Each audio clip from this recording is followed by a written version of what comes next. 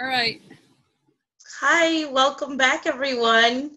I hope you're all prepared for your upcoming exam. So today we're going to review some of the points that's there on your study guide, and it's kind of just like a basic sort of outline of your whole manual and some of the important points that you should be familiar with at the end of this course. So I'm just going to go through your study guide in each one of the points, and I'll start listing out the answers. So just in case you weren't able to find the answers in your manual, I'll just give you the answers to that. And there are certain points, in fact, topics that I'll elaborate on that I feel that are really important for you to know the details of that. I'll try to get through all of them, but in case we don't, um, feel free to shoot me questions afterwards, and I'll be more than happy to answer those for you as well through email. Okay, so let's get started. So the first point on your study guide is to define health as per Ayurveda as given by Sushruta. So just the shloka for that is Samadosha, Sama Agnischa, Samadhatu, Malakriya, Prasanna Atma Indriya Manaha Swasta Itya Vidiyat. That's the Sanskrit verse according to Sushruta, or from Sushruta Samhita, where he defines the different aspects of how that are important for someone attaining health or someone to be considered as a healthy person. And it's kind of interesting because the definition of health as per the WHO, or the World Health Organization, has changed over the years, and it's actually now quite similar to what the definition of health is as per Ayurveda, where they've looked at different aspects of a person's being and not just physical health. So anyway, as per Ayurveda and as given in Sushruta Samhita, Samadosha. So as we know, the balance of the doshas are very important. There shouldn't be an aggravation or an increase of any one of the doshas. Health really represents when all three of these are functioning normally and they are in a balanced state. So sama, not sama. Sama is actually sa ama, or with ama. And it's very easy to confuse these two, but it's, if you were to spell it in Sanskrit, you'll be able to see the difference. One, or even with the diacriticals, one is sama, which is just a short version of a sa, and the other one is sama, or which is sa plus ama, or that is with ama. So in this, sama means balance. So a balance of the all three doshas. That's vata, pitta, and kapha. The next aspect is Sama Agni. And I hope throughout the weeks now you've been able to understand the importance of Agni and how critical that is to actually a person's health, and also to the decline of health and eventual manifestation of disease. So Sama Agni is a balanced Agni. So the different types of states of Agni it can be Manda Agni, which is a sort of a slow Agni or a debilitated Agni, not very strong. Tikshna Agni, which is a very strong Agni, it's too much. Or Vishama Agni, which tends to be an irregular Agni. Sometimes it's very strong, or sometimes it's not. Sometimes it can be very depressed. So these are the three different stages, and then the final one where there is a sama, or a balanced Agni. That's very important in a person attaining the state of health. The next aspect in that is sama dhatu. So we've gone through the different dhatus and the functions of these dhatus. So sama dhatu means not necessarily a balance or a same quantity of each one of the dhatus, but it actually means the normal functioning of each one of the dhatus. And in that, you've also gone through and looked at when there is a vriddhi, or an aggravation of a dhatu, or when there is kshaya, or a decreased functioning of any one of the dhatus. So we don't want an increase or a decreased function, but we want a normal functioning of the dhatus. So that is samadhatu. Okay? Samamala. So samamala means a balance again of the production of the different waste factors in the body, as well as not only production but also elimination, because mala or waste products in the body, it's very necessary for it to be excreted out. The excretion of the mala is important because the dhatus are the functions. If you look at the body kind of as a machine, a well-oiled machine, the dhatus are the different functions or the different sort of processes that are happening in the body. And during these processes, these waste products are produced. These waste products are also very important for the body because how the waste products are produced really gives us a vision or gives us information as to how the processes are happening in the body. So if the waste products are normal, then that means that the process is normal. If the waste products are showing some sort of abnormality, then it means that the process, there's an abnormality or there's a change in the normal process. So we would actually be able to look back on both aspects. Which dhatu or which function is supposed to produce this waste, and in which aspect or change in that function would end up with this sort of characteristic in this abnormal waste product. So the wastes are urine, fecal matter, and sweat. These are the three major waste products in the body. There are other waste products that we can think of, but in Ayurveda, they consider these are the three main ones. In other chapters, they describe other different type of waste products according to the different functions of each and every dhatu as well. But these three waste products, again, need to be excreted out of the body. That also helps in maintaining health. You don't want to keep the waste products in. So proper production of these waste products and proper elimination of these waste products is considered as samamala, or a balanced mala, a balanced waste product from the body. Okay, and the second aspect of this, so this we're looking at physical aspects of the body. The second aspect is where we look at the metaphysical in the body, the mind. This is where we're looking at the holistic health. So in Ayurveda, we're always looking at the person as a whole, the person in their environment, and how these different factors can either help in increasing or help in promoting health, or actually help in reducing the state of health in a person. So these factors, dosha, agni, dhatu, and mala, these are the physical factors of the body. But there are other factors, the metaphysical, the more subtle factors in the body that are also equally important in a person attaining a state of health or maintaining a state of health. So prasanna, the second part of it, they describe prasanna atma. Prasanna means something that is happy, that is satisfied. It literally means satisfied. And so you would say, how do you get a satisfied atma? How do you get a satisfied spirit or a satisfied soul?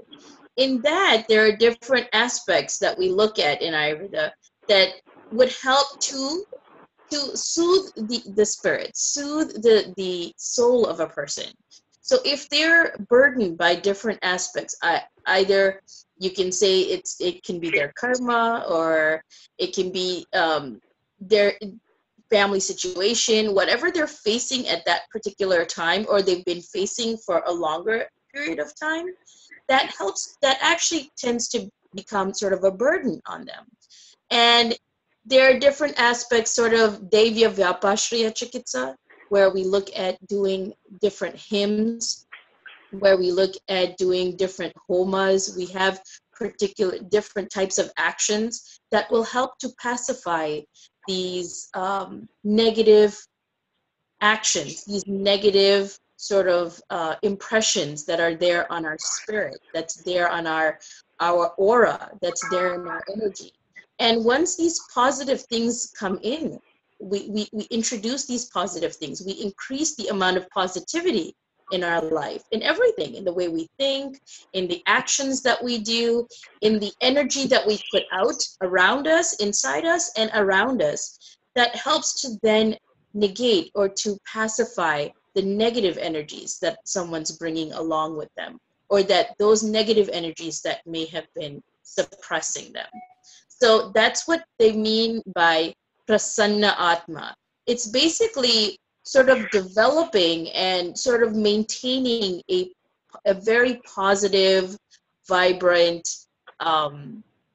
energy in yourself. So you can consider it as the soul or the spirit or just your energy, your aura. But that prasannata or that happiness, if you were to think back on a time in your life that you felt the most happy, what is that feeling, or what is that color? What do you visualize when you consider yourself the most happy at some point in your life? You know, that feeling that you get when you're happy, that is prasanna. That happiness, that glow, that aura, that is the prasanna atma. So that prasanna atma is very important for, again, a person being healthy. So it's not just prasanna atma, or it's not just a content, a happy, a satisfied soul or atma, but also the indriyas, which we've looked at the different aspects, the different type of indriyas, or the different type of sensory organs, the sensory organs of action, the cognitive sensory organs. And these also should be equally satisfied. They should be happy. They should be content, because we were able to see that if there is abnormal contact of the sensory organs with their objects, that also can lead to disease. That also can lead to a decline of health. So prasannata, or a balance or a satisfaction in the indriyas, all the different type of indriyas or the different sensory factors is also important in a person being considered as healthy or in the state of health. And the last part, again, which is extremely important, is prasannata of the mind, or the satisfaction, the happiness of the mind. And this has been around in Ayurvedic texts and Ayurvedic literature ever since the beginning. Since the beginning, we understood the importance of the mind. And in that, we're the next topic in your study guide is the 24 tattvas, or the 24 aspects of evolution as per Sankhya Darshana. And in that also they've included the mind. And I'll get to this explanation in a second, but prasannata, or a happy mind, is basically, your mind is the connection between the physical body and the subtle body, and also your connection from the subtle body to the soul. So it has a very important role to play between how your spirit affects your physical body, how it tunes itself into maintaining a health, maintaining a person's happiness. We go back to the beginning. What is the goal of Ayurveda, or the main aim of Ayurveda, is to have sukha, to be able to maintain sukha, dukkha, hita, and ahita. So in a person's life, that's what we were looking at, all of the different aspects of sukha, or happiness, dukkha, or unhappiness, sadness, a good life and a sad life. But in that, we want to be able to maintain our health despite all the different ups and downs that may come during a person's lifespan. So we know, we're never saying that in a person's lifespan, everything's always going to be perfect and it's always going to be balanced. It's always going to be sama. It's not. But the aspect of this is to maintain the sama, or to maintain the balance despite all of the ups and downs that may occur during a person's lifetime. So even if you're facing a very sad point, or you're facing a lot of grief, or you're facing some very difficult times, even then, these factors and these different theories, these different guidelines that are there in Ayurveda help to maintain your psychological balance, the balance of your mind, and in turn also the balance of your body and the normal functionings of your body, as well as help to pacify any negative impressions that may occur even in your spirit, even in your soul, or even in your aura. So that's what they mean by sama. So when we are able to maintain this balance between all of these factors, that is considered as the state of health. That is when someone is healthy. And it's easy to say and a little bit hard to do, considering there are so many things and so many permutations in our universe, in our external very large universe, and in our own little individual universes. But even then, if we are able to follow these guidelines that you've learned, if we're able to follow these different aspects, knowing what our constitution is, knowing what is coming in our lifetime, if we know that we're going to be facing some difficult times, then we can prepare ourselves for it. If we know that we're going to have to work through certain things, then we can prepare ourselves for it, so that we're able to have that strength, we're able to have the resilience to be able to come through even the difficult times, and also maintain that resilience even during the happy times and even during the good times. So that's what basically the state of health is. Okay? So that's the definition of health as per Sushruta in Ayurveda. The second point in your study guide is the 24 tattvas, or as per Sankhya Darshana.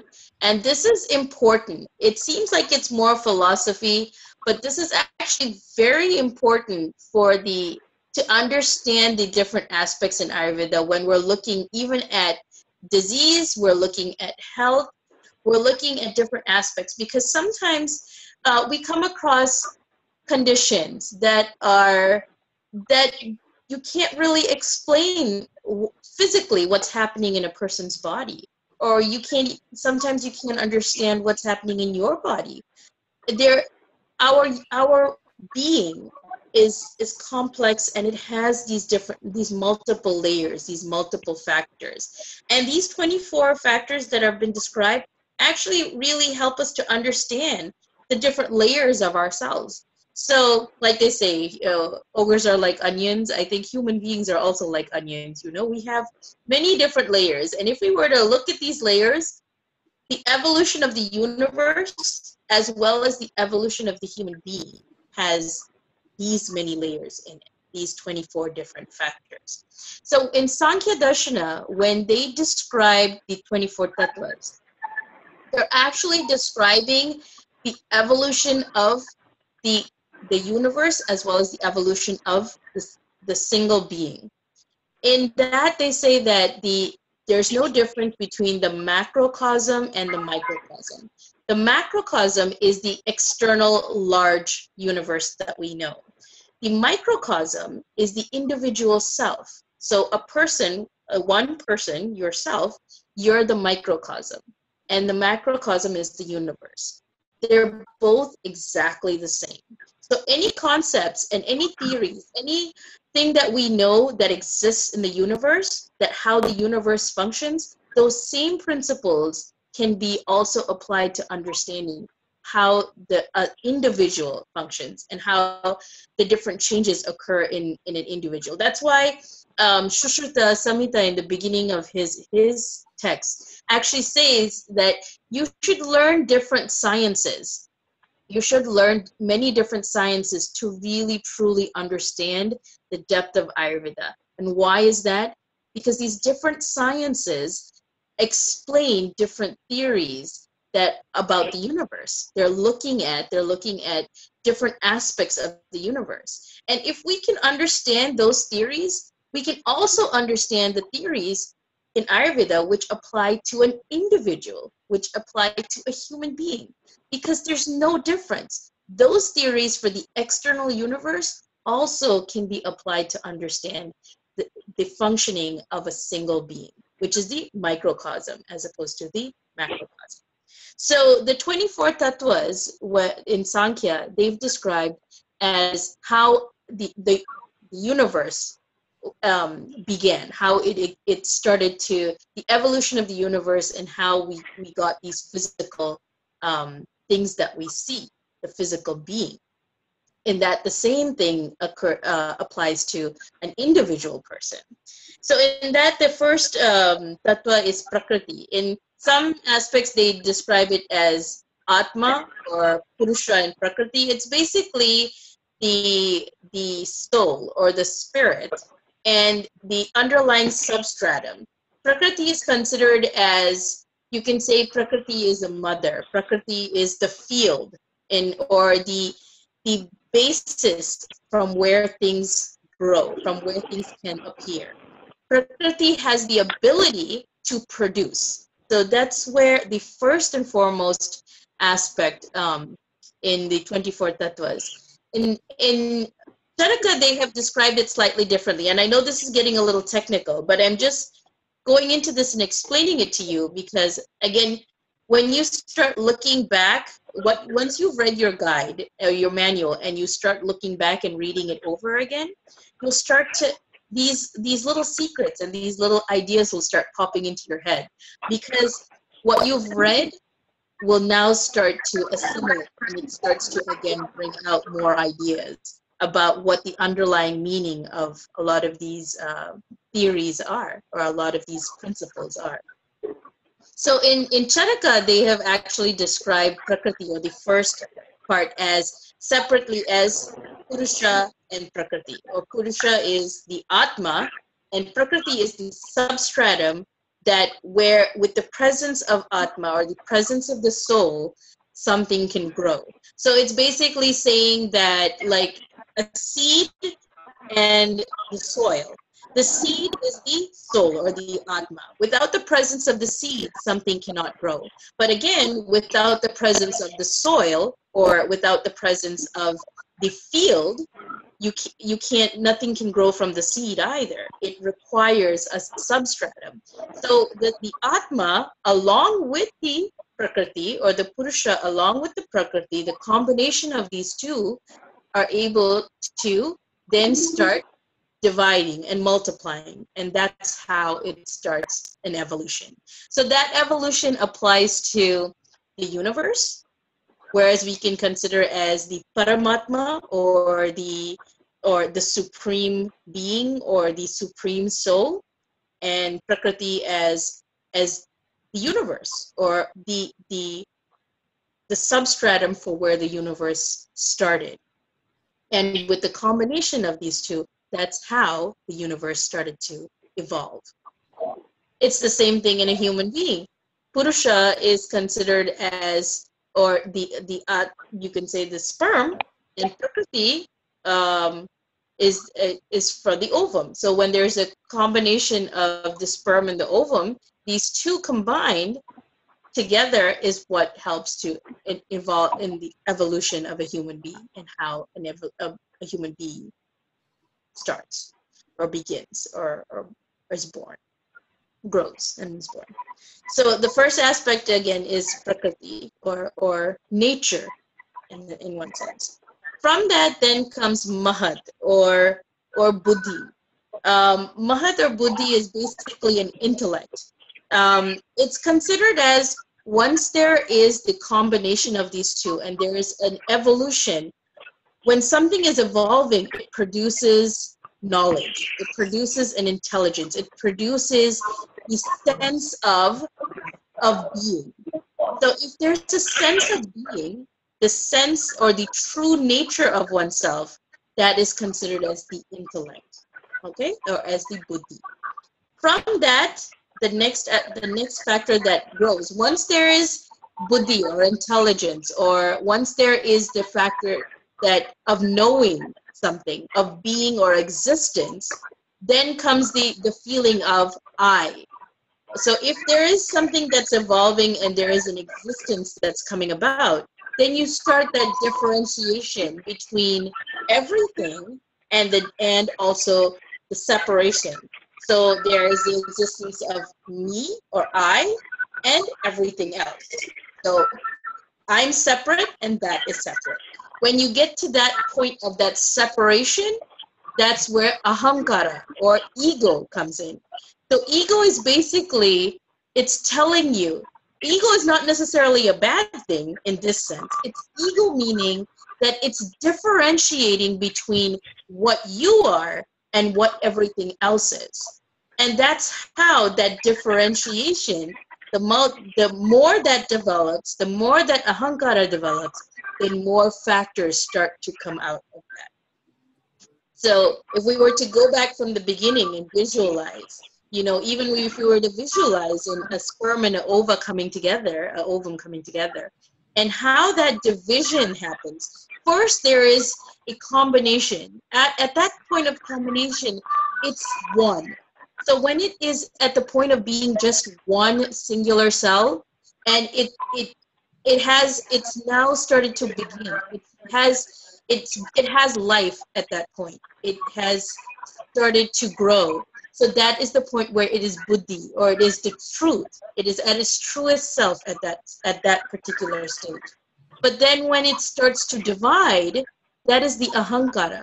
That's where it starts to get that ego between this needs to be separate, that needs to be separate, and there starts to have division. So that's where you get ahankara or ego. So these different parts of even that same self starts to differentiate or starts to separate from each other.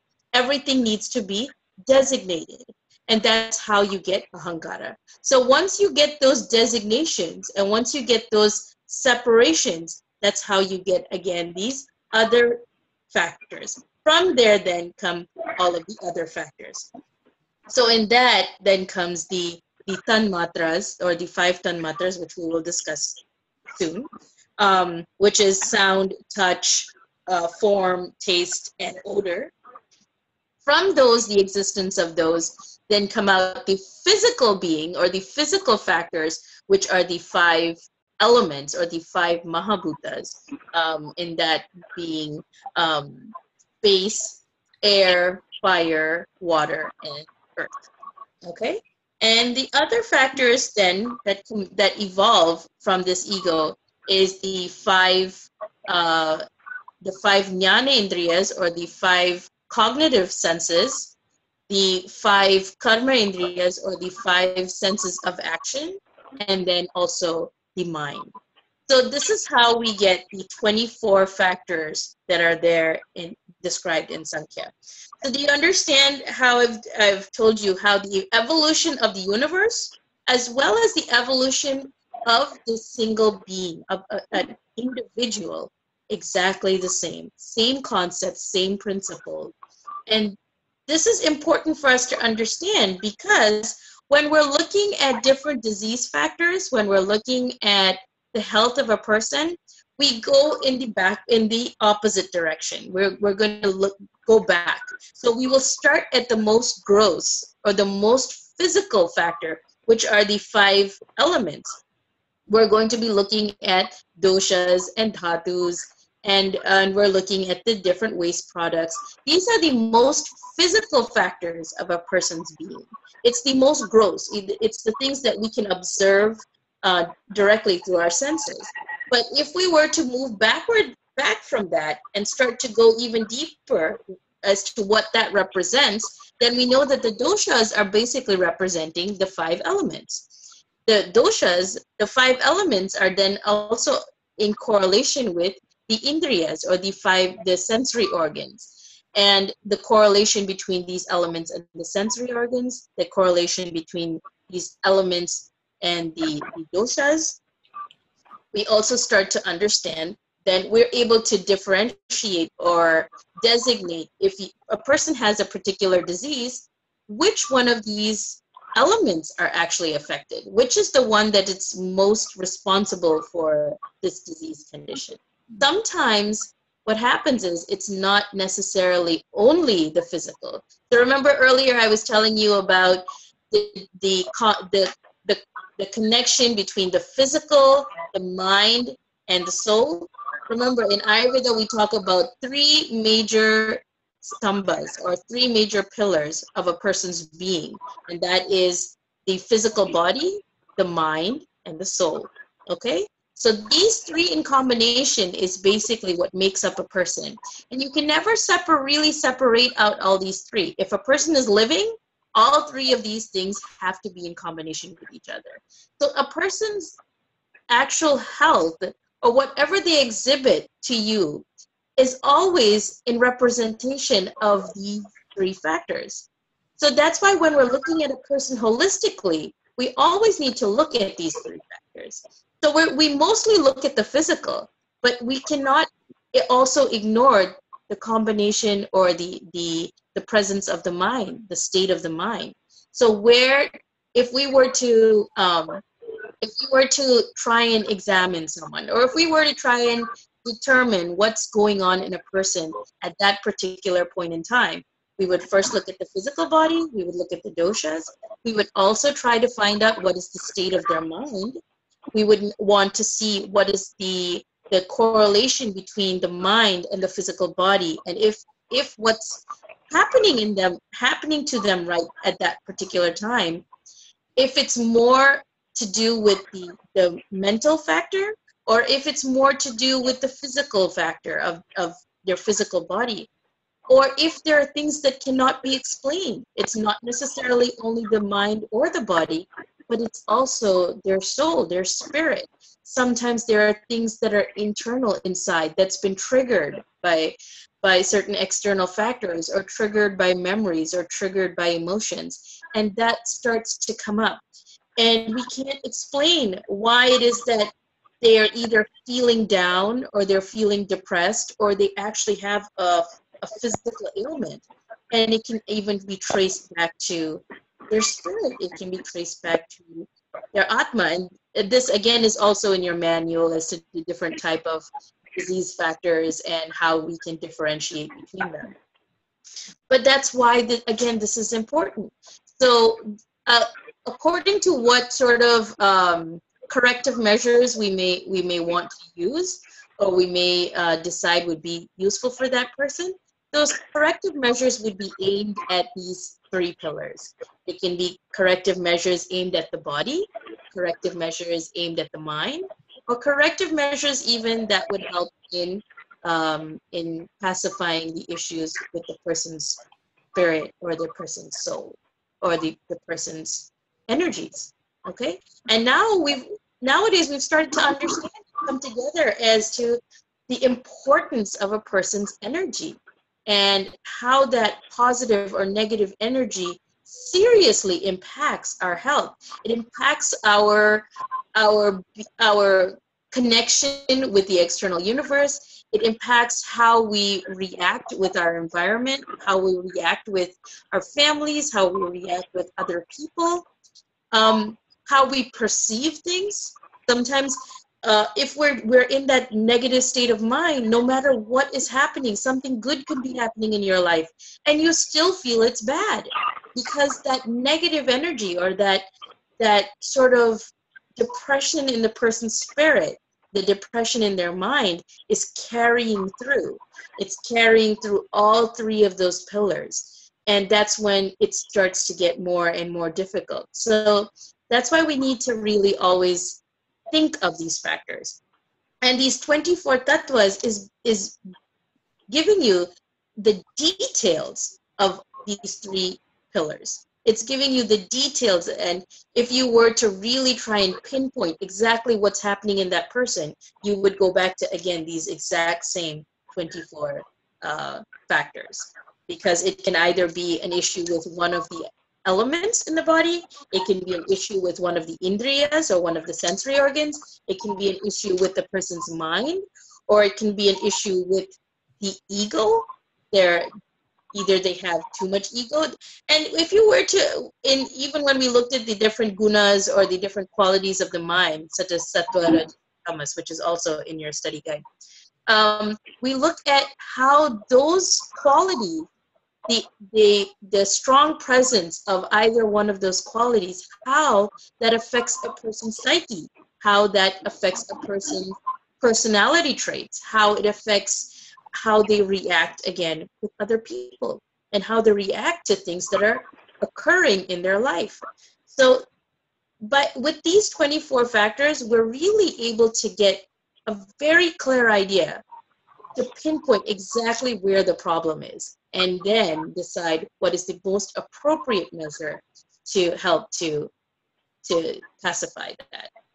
Okay, so that's why again, Sankhya, these 24 tattvas seem like they're philosophy, but it's not just philosophy. It's actually an important part of trying to understand the different principles in Ayurveda and putting those principles into use. So this is a principle that we use every single time we try to use Ayurveda for a person, for either maintaining health or for helping to pacify a disease condition. In either way, these 24 tattvas are always present in that understanding, in that process. Okay, so that's the second factor of your study guide. The third one is to describe the tanmatras. So the tanmatras are, again, it is the basis for the presence of the 5 elements. So they say that these tanmatras actually existed before the elements, before the evolution of the elements. They say, you know, need is the mother of invention. I think I'm getting the phrase wrong, but you get the idea. If necessity is the mother of invention. So if you have a necessity, that's how these elements came about.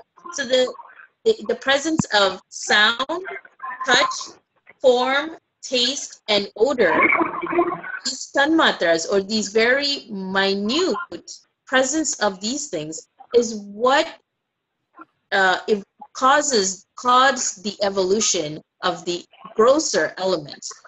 And the grosser elements are again associated with these. So sound is associated with space, touch is associated with air, form is associated with fire, taste is associated with water, and odor is associated with earth.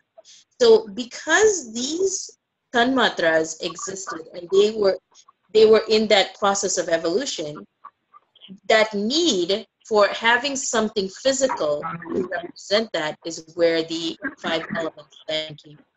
Okay, so these are the subtle need for the presence of the gross 5 elements, the tanmatras.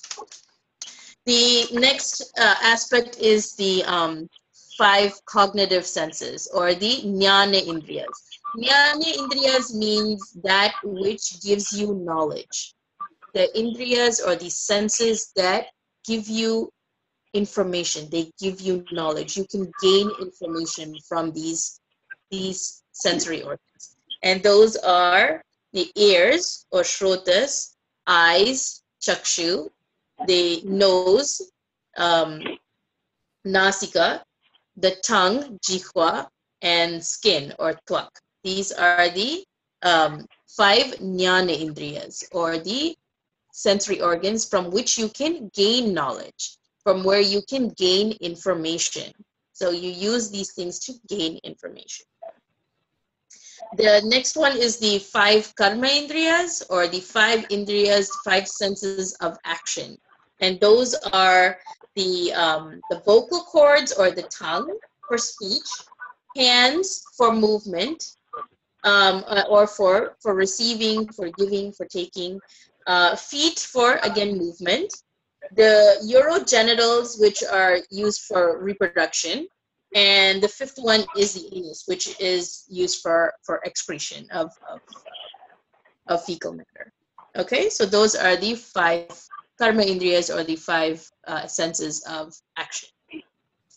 The next aspect is the 5 elements with the 5 senses. So I just went over those, but I'll go over it again.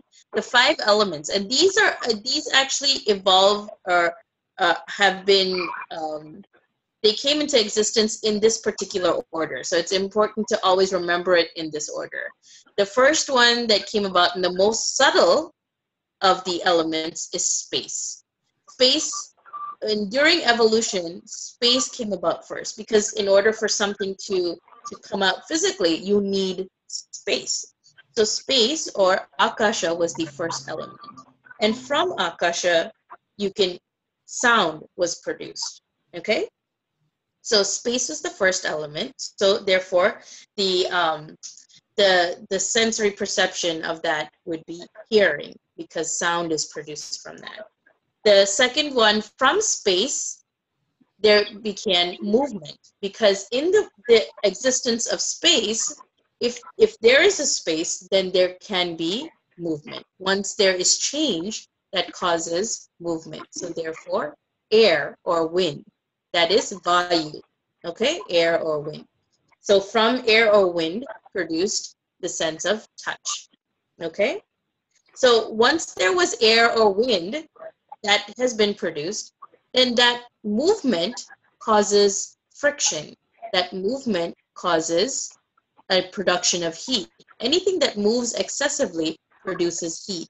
And when that movement occurred, then the element fire came about.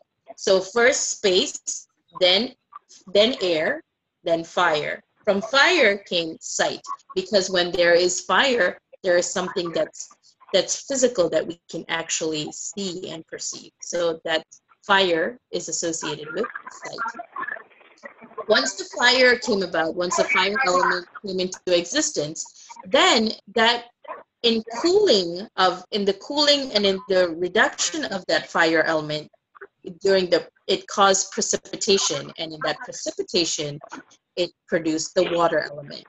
So from water element, the taste sensation, or the taste sensory perception came about. So water produces.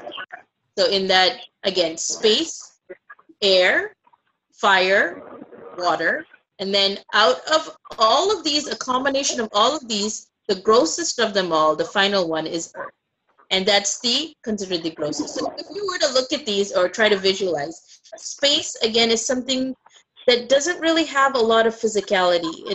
It's there, but if you were to try to see something very physical in that, consider like the space in a balloon or the space in an empty bottle. It isn't something that has a lot of structure to it. So that's the most subtle of all the elements. Next is air. Air, again, is something that we can a little bit easier to perceive, but again, doesn't have a lot of physical structure that we can. Next to that is fire. Fire has more physical structure, but again, not as solid in comparison to some of the other elements. So then there's fire. Then water. Water, again, a little bit more physical, more tangible. It has more structure compared to the other elements, so a little bit heavier, or a little bit more gross. Then earth. Earth is the heaviest, or the most gross, the most physical of all the elements. So if you see it in this order, this is how in evolution it came about into being. And also, if we look at it in this order, it's easy for us to understand the correlation of these elements with the doshas, because space and air, the combination of those two is how vata is represented in the body and how vata came into existence. So that's why vata is it's the one that has the most movement. It's the one that has more functions compared to the other two doshas, but it's the most subtle as well. That's why vata has minuteness. If you consider the qualities of vata has minuteness, whereas the other two don't. So that's why if you look at the elements in this order and also see the dosha representation of that, it's that much easier for us to understand why vata has these functions, why pitta has these functions, and why kapha has these functions. Okay? So space and air, the combination of these two is how vata was produced. Fire and water, the combination of these two is how pitta was produced. And water and earth, the combination of these two is how kapha was produced. And if you see, Again, Vata is the most subtle. Pitta is in between, fire and water. These two water has a bit of physicality, it has a bit of structure, but again, fire and water, these are fluid moving things. They're not things that really as much that you can really confine. Water you can confine, but it still has a bit of movement. Earth is something that's physical, that's structured, that's tangible, and it's something that can stay in one place. And that's why kapha is a combination of water and earth. And that actually has the most stability. It gives stability, and it has the most stability in the body. So that's why the most stable structures in our body are represented by kapha. The most stable in functions in our body is represented. Anything that's heavy, anything that's cold, that's stagnant, that is kapha. And if you see, because of that, it doesn't have as much fluidity, it doesn't have as much movement, and that's why kapha does not produce as many disease conditions as pitta, and that's why pitta doesn't produce as many disease conditions when compared to vata. Vata is the most subtle, the most minute, so it has the ability to move around even more in the body, and it also has the ability to cause more problems because of the fact that it's the one that's the most subtle, it's the most minute. So it can get in everywhere. You really can't take vata out of any one part of the body. It's always going to be there, and it has that ability to get in and to cause more problems. So that's why the vata disease conditions are considered as 80. There are 80 different single disease factors that can be attributed to vata, and that's 80.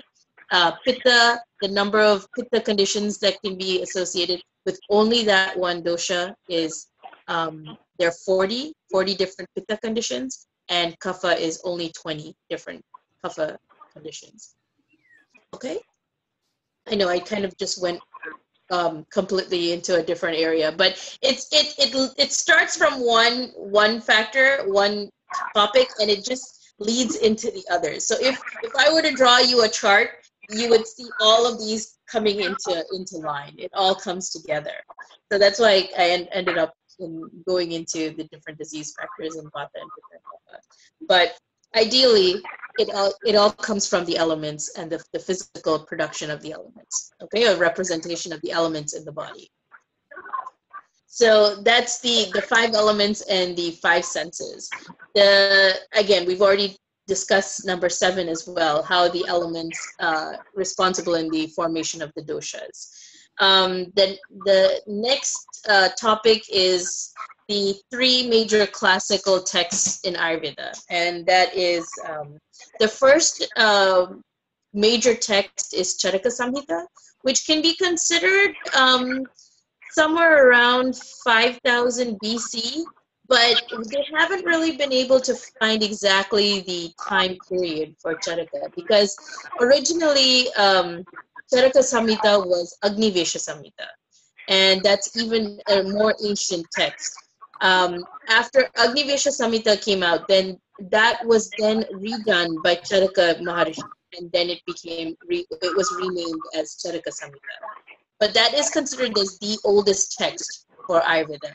And the subtle importance of Charaka, it's a very complete text, but it sort of concentrates more on sort of general medicine. It concentrates more on physical being. A bit of philosophy is also in there. But Charaka it encompasses a lot of different factors. The next text, which was a little bit later, it came after Charaka Samhita, is Sushruta Samhita. Sushruta Samhita is considered somewhere around 3000 to 1000 BC. But again, the exact timing of that, we haven't really been able to decipher, because some of the older texts, the handwritten texts, are in different parts of the world. Some carbon dating has been done, but they're kind of estimating it somewhere between 3000 to maybe around at latest 1000 BC. So Sushruta Samhita the speciality of this text is that he had really come out with more information about physical anatomy. So in Chanaka Samhita, he's very good in explaining physiology of a being, of a person as per Ayurveda. In Sushruta Samhita, he's really explained a lot about anatomy. So you get the physiology and you get anatomy in this text. The reason why he was so good in anatomy is because he really was the first surgeon that we know in the eastern part of the world. The reason how he came up with these different factors of anatomy was that in his text he gave us an guide as to how to dissect a dead body, how to do a dissection, and also how to decipher the different layers and the different anatomical structures that are there in the body. So there's a whole process that's described in the text. And in that process of him examining dead bodies and getting the physical anatomical structures, he also was able to come up with different surgical procedures. So again, the speciality of Sushruta Samhita, the same concepts and principles of doshas and dhatus are also described, and treatment of different disease conditions are described. However, the added information that's not there in Charaka Samhita is an anatomical factor, the surgical aspects. Different surgical procedures are described in detail in Sushruta Samhita. Different surgical instruments are described in detail in Sushruta Samhita. And also marma therapy is described in detail in Sushruta Samhita, which is the origin of marma therapy is really in Sushruta more so than Charaka. Charaka has mentioned marmas, but he didn't go into detail into marma chikitsa, whereas Sushruta really given a lot of information about marma chikitsa and how it can be utilized. And the last of the three major texts in Ayurveda is Ashtanga. You can say Ashtanga Hridayam and Ashtanga Sangraha. They're both written by Vagbhata, but Ashtanga Sangraha is a little bit before Ashtanga Hridayam. And Ashtanga Sangraha is actually even more detailed compared to Ashtanga Hridaya. Only because that in Ashtanga Sangraha, he wanted to describe all the 8 branches of Ayurveda. So that's why it's called as Ashtanga Sangraha, Ashtanga Hridaya. Ashta meaning 8, and Anga meaning the different limbs or the different branches of Ayurveda. So in that, also in your manual, you have the 8 branches of Ayurveda. Okay, so in this last text, this is considered to be somewhere closer to, I would say, around second or third century, Ashtanga Hridayam, because this was closer to around the development. There's a different time period, but it's closer to the development of the Ashoka period, and when there was a spread of Buddhism. So Ashtanga Hridayam has a lot of these Buddhist concepts also in this text. You can find a lot of Buddhism in this text as well. So that's why this is considered to be around that time period. Okay, so the 3 major texts for Ayurveda: Charaka Samhita, Sushruta Samhita, and Ashtanga Hridayam or Ashtanga Sangraha. Okay, the next factor in your study guide is number 9, which is to define the terms Sattva, Rajas, and Tamas.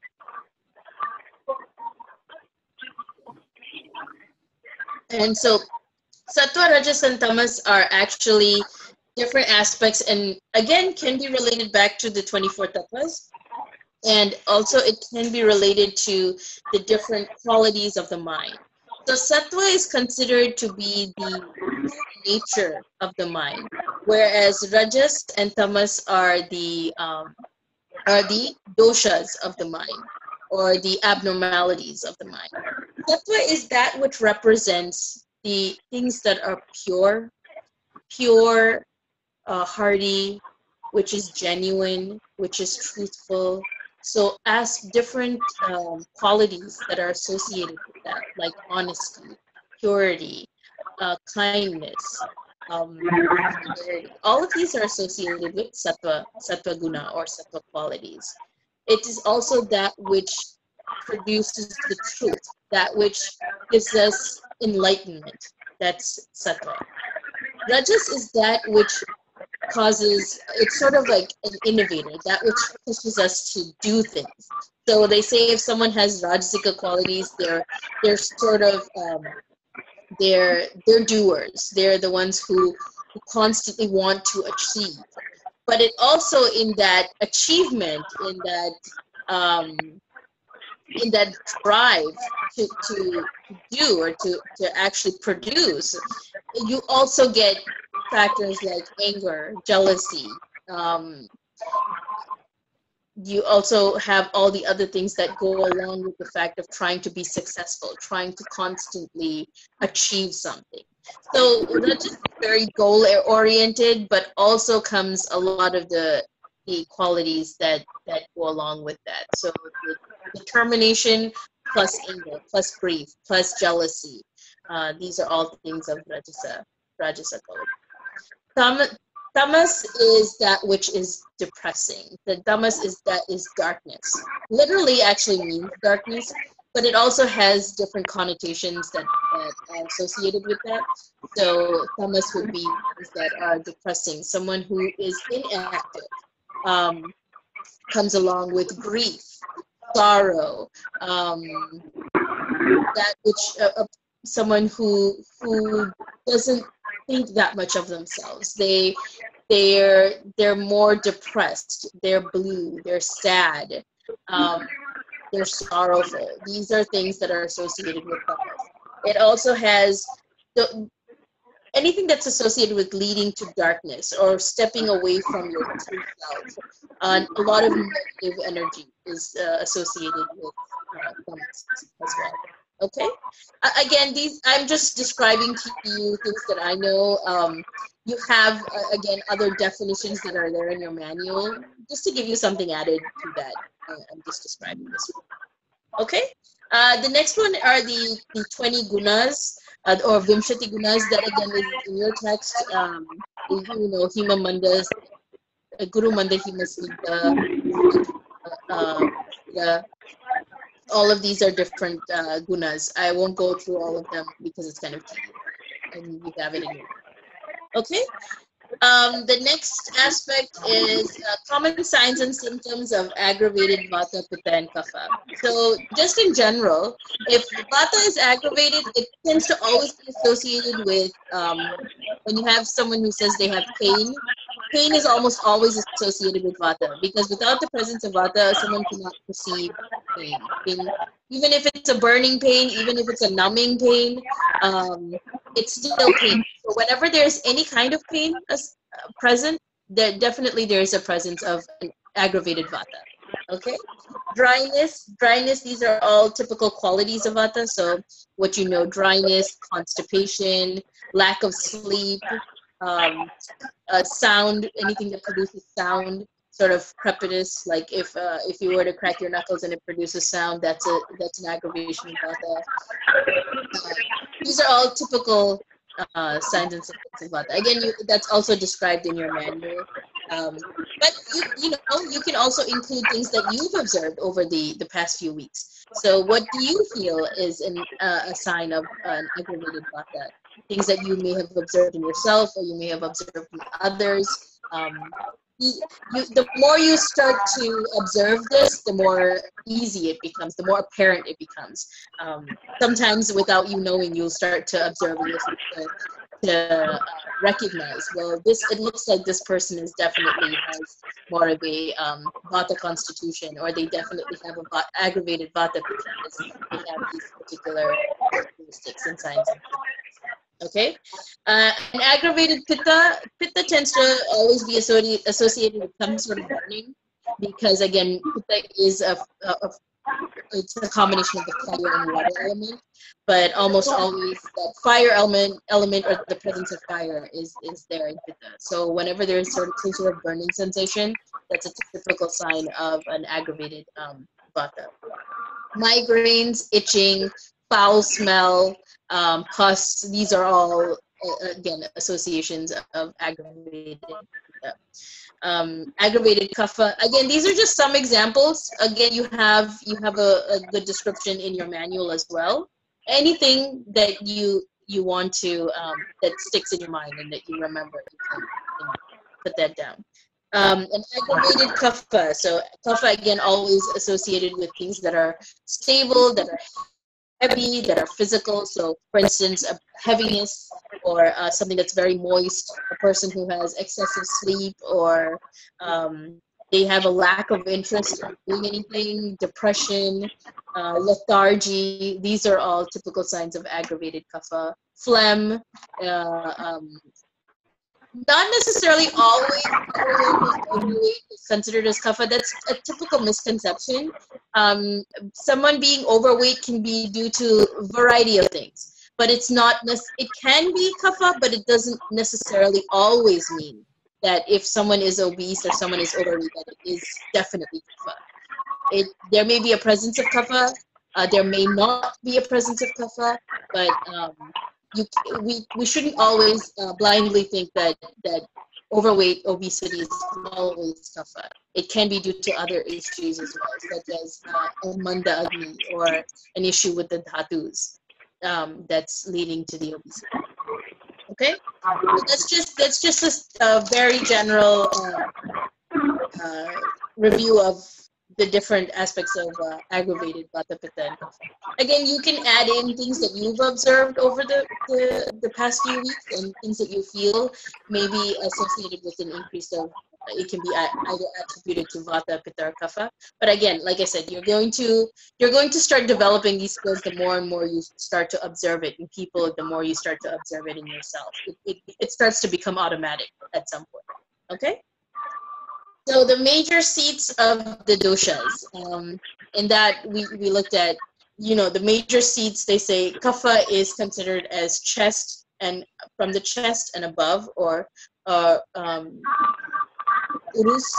Urus is the chest. So urdhvaga is anything above the chest is considered as kapha. From the chest to the umbilicus or just below the umbilicus is the pitta area. And anything below the umbilicus, including the legs, is considered as the vata area. These are the major seats for the doshas. Then again, the doshas are also associated or seated in other parts of the body, which again is there in your manual. You'll look at the pitta being associated in the eyes, kapha being associated, and that comes into the sub-doshas. So in the sub-doshas, it really gets into the details of where exactly which dosha is located and what are the functions of that dosha in that particular area. Okay? But again, the major seats of the doshas, kapha is from the chest and above, pitta is from the chest to the umbilicus, and the lower part, or below the umbilicus. Okay? The next aspect is a definition of Agni. So Agni really can be defined as the representation of the fire element in the body. Agni has different functions. Agni is not just the fire element, but it also is responsible for metabolism. It's responsible for transformation. It's responsible for metamorphosis. It's responsible for any sort of change that's occurring in the body. Agni is always present. Okay, so that Agni, or basically the fire element in the body is so important in understanding the concepts of Ayurveda. This is really important because it's not just metabolism alone, but we're really looking at how each and everything that we're exposed to transforms over either a period of time or over in breakdown, in assimilation, in how we react to that. There's always some sort of reaction. So that reaction, that Agni, that fire element is always present in how we react to that particular substance, and also how that then in turn affects our body, either in a positive or negative. So the Agni, or the fire element, the fire concept, the Agni concept, is really important in Ayurveda and also quite unique. Okay, so in that they've described, the next aspect is the 13 different types of Agnis. In that, the first one is Jatra Agni. Then there are 7 Dhatu Agnis, or 1 Agni separately for each Dhatu. And then lastly, there are 5 different Agnis, or for each and every one of the 5 elements.